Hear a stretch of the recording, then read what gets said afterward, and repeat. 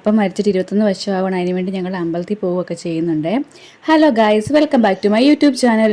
രാവിലെ അമ്പലത്തിൽ പോകാൻ വേണ്ടിയിട്ടുള്ള തിരക്കുകളാണ് കേട്ടോ. ഞാൻ ഒരുങ്ങുന്ന സമയത്തിന് കിച്ചിക്കുട്ടനും കാശിക്കുട്ടനും കട്ടിലെ മൊത്തം സാധനങ്ങളെല്ലാം വലിച്ചു വാരി ഇട്ടുകൊണ്ടിരിക്കുവാണ്. രാവിലത്തെ ഒരു അംഗം തന്നെയാണ് കേട്ടോ എവിടെയെങ്കിലും പോകണമെങ്കിൽ. മുമ്പത്തേന് വെട്ടം കുറവായിരുന്നു, ഇപ്പോഴത്തെ നല്ല വെട്ടം ഉണ്ട് കേട്ടോ. ഇതാണ് കേട്ടോ എൻ്റെ ലുക്ക് എന്ന് പറയുന്നത് അമ്പലത്തിൽ പോകുന്നത്. എന്നിട്ട് ഞങ്ങളെല്ലാം ഒരുങ്ങി ഇറങ്ങുവാണ്. കാശിക്കുട്ടൻ ഇവിടെ നോക്കി നിൽപ്പുണ്ട്, എടുക്കുന്നുണ്ടോ ഇല്ലയോ എന്നൊക്കെ നോക്കി നിൽക്കുവാണ്. അങ്ങനെ ഞങ്ങൾ വണ്ടിയിൽ കയറാൻ പോവാണ്. അച്ഛ വേണ്ട കാശിക്കുട്ടനായിട്ട് വരുന്നുണ്ട്. കിച്ചുക്കുട്ടനാണെങ്കിൽ അതിലും വഴി തൊപ്പിയെല്ലാം കൈ കൊടുത്തിട്ടുണ്ടായിരുന്നു. തൊപ്പിയും കാശിയുടെ വെള്ളമൊക്കെ ആയിട്ട് അങ്ങോട്ടും ഇങ്ങോട്ടും നടക്കുവാണ്. അച്ഛ രാവിലെ വണ്ടി എടുക്കാൻ വരാനായിട്ട് നോക്കി നിൽക്കുക കിച്ചുക്കുട്ടൻ. അങ്ങനത്തെ ഞങ്ങൾ വണ്ടിയിലൊക്കെ കയറി പൊക്കോണ്ടിരിക്കുവാണ്. ഹെൽമെറ്റൊക്കെ വെച്ചിട്ടുണ്ട്, കാരണം കോട്ടയത്താണ് പോകുന്നത്. കോട്ടയത്തെ അമ്പലത്തിലാണ് അപ്പേനെ ഇരുത്തിയിരിക്കുന്നത്. അപ്പം നമ്മൾ അവിടെ പോയിട്ട് കൂട്ട നമസ്കാരം കഴിപ്പിക്കാൻ പോവാണ്. അപ്പം മരിച്ചു, ഒരാഴ്ച കഴിഞ്ഞപ്പോൾ മാമനും മരിച്ചു. അങ്ങനെ ഈ മാസം തന്നെ 2 മരണം നടന്ന ഒരു മാസമാണ് ഞങ്ങൾക്ക് 21 വർഷത്തിന് മുന്നേ കേട്ടോ. അപ്പോൾ എല്ലാ വർഷവും ഞങ്ങൾ ഇതുപോലെ പോയി കൂട്ടനമസ്കാരം കഴിപ്പിക്കാറുണ്ട്. അതാകുമ്പോഴത്തേക്ക് മരിച്ചു പോയ നമ്മുടെ എല്ലാവർക്കും വേണ്ടിയിട്ടുള്ളതാണ് കൂട്ടനമസ്കാരം. അതൊക്കെ കഴിപ്പിക്കാൻ വേണ്ടി പോകണം. അങ്ങനെ നമ്മളിത് മണിപ്പുഴയില്ലേ, മണിപ്പുഴ 4 വരി പാതയിലോട്ട് കയറിയേക്കുവാണ്, കോടിമത ഭാഗം. അതൊക്കെ അറിയാമായിരിക്കില്ലോ അല്ലേ എല്ലാവർക്കും. ഈ വഴിയൊക്കെ വന്നിട്ടുള്ള ആൾക്കാരൊക്കെ വീഡിയോ കാണുന്നുണ്ടെങ്കിൽ ഒന്ന് കമൻറ്റ് ചെയ്തേക്കണേ. ഈ ആകാശം കണ്ടോ നല്ല തെളിഞ്ഞ് നിൽക്കുവാണ്, എന്നാലും ഒരു മഴയുടെ ഒരു ലക്ഷണങ്ങളൊക്കെ ഉണ്ട് കേട്ടോ. അപ്പോൾ നല്ല സ്പീഡിൽ പറപ്പിച്ച് പോയിക്കൊണ്ടിരിക്കുവാണ് ഞങ്ങളെ. അങ്ങോട്ട് പോയപ്പോഴത്തേക്കും വലിയ വെയിലൊന്നും ഇല്ലായിരുന്നു കേട്ടോ. അത് കഴിഞ്ഞ് ഞങ്ങൾ അമ്പലത്തിൽ ചെന്ന് കഴിഞ്ഞത്തേക്കിനൊക്കെ നല്ല വെയിലൊക്കെയായി. അന്നേരം എനിക്ക് മുഖത്തിനിട്ടൊരു പണിയൊക്കെ കിട്ടി. അതൊക്കെ ഞാൻ പിന്നെ പറയാവേ. അപ്പോൾ വീഡിയോ സ്കിപ്പ് ചെയ്യാതെ എല്ലാവരും മുഴുവനായിട്ട് കാണാനായിട്ട് ശ്രമിക്കണേ. അപ്പോഴത്തേക്കും നമ്മുടെ കോട്ടയം ടൗണിലോട്ട് എത്തി.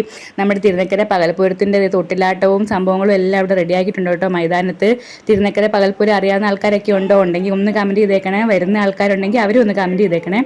നമ്മുടെ അക്ഷരനഗരി പകൽപ്പൂരത്തിന് വേണ്ടി റെഡി ആയിക്കൊണ്ടിരിക്കുകയാണ്. അടുത്ത ആഴ്ചയാണ് പകൽപ്പൂരം.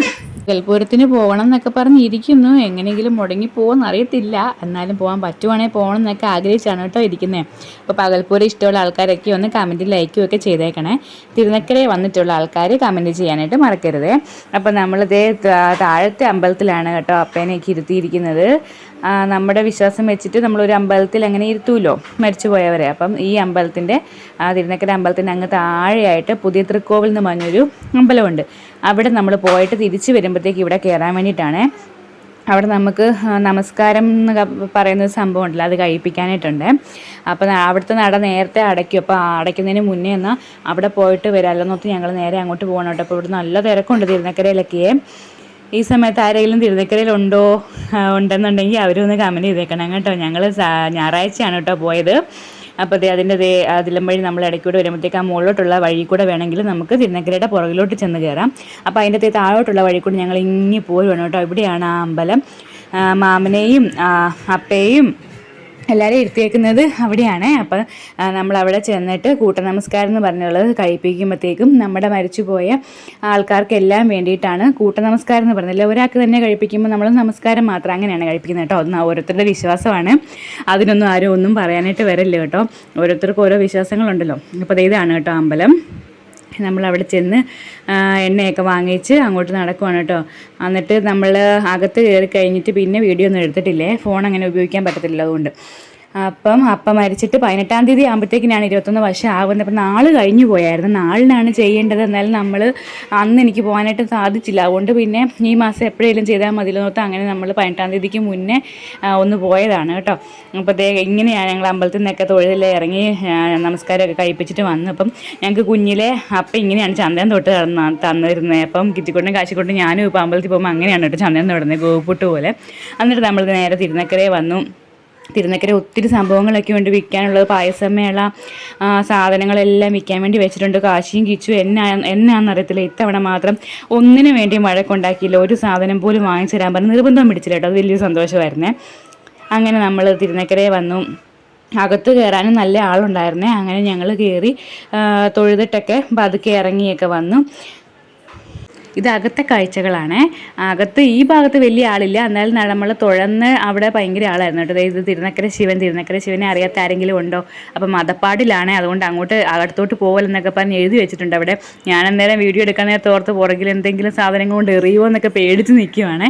അങ്ങനെ ഞങ്ങൾ തൊഴുതൊക്കെ കഴിഞ്ഞ് അവിടെ നിന്ന് ഇങ്ങോട്ട് ഇറങ്ങി വരുവാണ്. വന്നപ്പോഴത്തേക്കും നമുക്കവിടെ സേവാഭാരതി എന്നും പറഞ്ഞ് അവിടെ കുടിക്കാനായിട്ട് വെള്ളമൊക്കെ വെച്ചിട്ടുണ്ട്. അപ്പം ഞങ്ങൾ രാവിലെ ഇറങ്ങിയതല്ലേ, വെള്ളം പോലും കുടിച്ചിട്ടില്ല. അത് ചായ മാത്രം കുടിച്ചിട്ട് അങ്ങനെ ഇറങ്ങി. അത് കഴിഞ്ഞ് പിന്നെ വെള്ളം കുടിക്കുന്നത് ഇവിടെ വന്നിട്ടാണ് കേട്ടോ. അപ്പോൾ നമുക്ക് വെള്ളമൊക്കെ കുടിക്കാനായിട്ട് അവിടെ വെച്ചിട്ടുണ്ട്.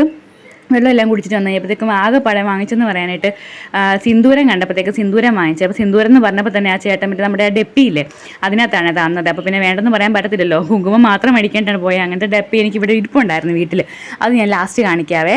ആ ചേട്ടൻ തന്ന ഡെപ്പിയെ. അപ്പോൾ അത് ഇഷ്ടമുള്ള ആൾക്കാരൊക്കെ ഒന്ന് കമൻറ്റ് ചെയ്തേനെ. അപ്പോഴത്തേക്കും നമ്മുടെ പ്രാവും കുട്ടന്മാരെല്ലാം അങ്ങോട്ട് പോയപ്പോഴത്തേക്കും പ്രാവുകളെ ഒന്നും കണ്ടില്ലായിരുന്നു. അപ്പോൾ ഞാൻ സങ്കടപ്പെട്ട് അയ്യോ കിച്ചുകുട്ടിനെ കാശിനെ കാണിക്കാൻ പറ്റിയില്ലല്ലോ എന്ന് തിരിച്ചിറങ്ങി വന്നപ്പോഴത്തേക്കും നിറച്ചും പ്രാവുകളുണ്ട്. പിള്ളേരെല്ലാം അതിൻ്റെ പുറകെ നടക്കുവാണേ. അങ്ങനെ ഞങ്ങൾ പിന്നെ കടല കണ്ടപ്പോൾ കടലയും വാങ്ങിച്ചു. അത് കഴിഞ്ഞിട്ട് ഇങ്ങോട്ട് വന്നപ്പോൾ കിച്ചുകൂട്ടിന് ഐസ്ക്രീം വേണമെന്ന് പറഞ്ഞു. അപ്പോൾ ആകെപ്പാടെ അതും രാവിലെ തന്നെ അങ്ങോട്ട് ചോദിച്ചപ്പോഴാണ് കേട്ടോ വേണമെന്ന് പറഞ്ഞ്, അവനൊന്നും മിണ്ടാതെ നടക്കുമായിരുന്നേ. അപ്പോൾ പിന്നെ ഐസ്ക്രീം വാങ്ങിച്ചു കൊടുത്തു. കിച്ചുകൂട്ടിന് സ്ട്രോബെറിയും എനിക്ക് ബട്ടർ സ്കോച്ചുമാണ് വാങ്ങിച്ചത്. എനിക്കല്ല, കാച്ചിക്കാന്ന് പറഞ്ഞ് വാങ്ങിച്ചു. കഴിച്ചത് ഞാനാണേ. പിള്ളേർക്ക് അങ്ങനെ ഒത്തിരി ഐസ്ക്രീം ഒന്നും കൊടുക്കത്തില്ല, തണുപ്പൊക്കെ അല്ലേ. അതുകൊണ്ട് കിച്ചുവിനാണെങ്കിലും ആദ്യമേ ഒന്ന് കൊടുത്തിട്ട് പിന്നെ പതുക്കെ നൈസായിട്ടങ്ങ് വാങ്ങിച്ചെടുത്തു കേട്ടോ. അങ്ങനെ ഞങ്ങൾ ഐസ്ക്രീമൊക്കെ കഴിച്ചിട്ട് അവിടെ നിന്ന് പോകണം. അപ്പം എനിക്ക് പണി കിട്ടിയതെന്ന് വെച്ചാൽ ഗൈസ്, ഇപ്പോൾ എനിക്ക് വെയിലത്ത് ഇറങ്ങാൻ പറ്റത്തില്ല. അതിപ്പോൾ ഈ ഒരു വർഷമായിട്ടാണ് അങ്ങനെ. നമ്മൾ വെയിലത്ത് ഇറങ്ങി കഴിയുമ്പോഴത്തേക്ക് എൻ്റെ മുഖമെല്ലാം പെട്ടെന്ന് തടിച്ചു പൊങ്ങി അങ്ങ് വരുക. അപ്പോൾ നമ്മൾ കൈ നോക്കുന്ന അമ്മയുടെ അടുത്ത് വന്ന് കയറി കേട്ടോ. രാവിലെ തന്നെ നല്ല കാര്യങ്ങളൊക്കെ പറഞ്ഞിട്ടുണ്ട്, പിന്നെ കൂട്ടുകെട്ടിൻ്റെ കുറച്ച് മോശം കാര്യങ്ങളും പറഞ്ഞിട്ടുണ്ട്. എന്നിട്ട് നമ്മൾ 2026 27 നമ്മൾ വീട് വെക്കും എന്നൊക്കെ പറഞ്ഞിട്ടുണ്ട്. ഇപ്പോൾ ഒരു വീട്, അപ്പം രാവിലെ പറഞ്ഞു ഇപ്പോൾ ഒരു വീടുണ്ടല്ലോ എന്ന്. അപ്പം അമ്മ പറഞ്ഞു അത് പോരാ, നിങ്ങൾക്ക് തന്നെയായിട്ടൊരു വീട് ഉറപ്പായിട്ടും വെക്കും എന്നൊക്കെ പറഞ്ഞു. അപ്പോൾ അതൊരു സന്തോഷമുള്ള വാർത്തയാണ്. അങ്ങനെ ഞങ്ങളത് തിരിച്ചു വരുന്ന വഴിക്ക് കഴിക്കാൻ വേണ്ടിയിട്ട് കയറി. വെളിയിൽ നിന്ന് കഴിക്കുക എന്നുള്ളത് ഒരു നിർബന്ധമാണ് കേട്ടോ. പൈസ ഉണ്ടെങ്കിൽ മാത്രം കേട്ടോ, അല്ലാതെ ഞാൻ നിർബന്ധം പിടിക്കത്തൊന്നുമില്ല. അപ്പം ഞങ്ങളത് വേണ്ട ബിരിയാണിയാണ് കഴിച്ച് വെളി ഇറങ്ങി. എനിക്ക് വേറെ ഒന്നും വേണ്ട, ബിരിയാണി മാത്രം മതി. അങ്ങനെ ഞങ്ങൾ വീട്ടിൽ വന്നപ്പോഴത്തേ എൻ്റെ മുഖമൊക്കെ കണ്ടോ തടിച്ച് വീർത്തൊരു പരുവായിട്ടിരിക്കുവാണേ. അപ്പം നിങ്ങൾക്ക് ആർക്കെങ്കിലും അങ്ങനെയൊക്കെ ഉണ്ടാകുന്നുണ്ടെങ്കിൽ അതൊക്കെ ഒന്ന് കമൻറ്റ് ചെയ്യണം കേട്ടോ, എന്തുകൊണ്ട് അങ്ങനെ വരുന്നതെന്ന്. അപ്പോൾ ചേച്ചി എനിക്ക് പാസരമൊക്കെ തന്നിട്ടുണ്ടേ. എന്നിട്ട് ഇത് മാങ്ങാച്ചാറ് കണ്ട്, മാങ്ങ നമ്മൾ മുളക് പൊടിയും ഉപ്പും മഞ്ഞൾപ്പൊടിയൊക്കെ മാത്രം കലക്കി വെക്കത്തില്ല, അങ്ങനെ വെച്ചേക്കുന്നത്. അത് ഭയങ്കര ഇഷ്ടമാണ് ഞങ്ങൾക്ക്.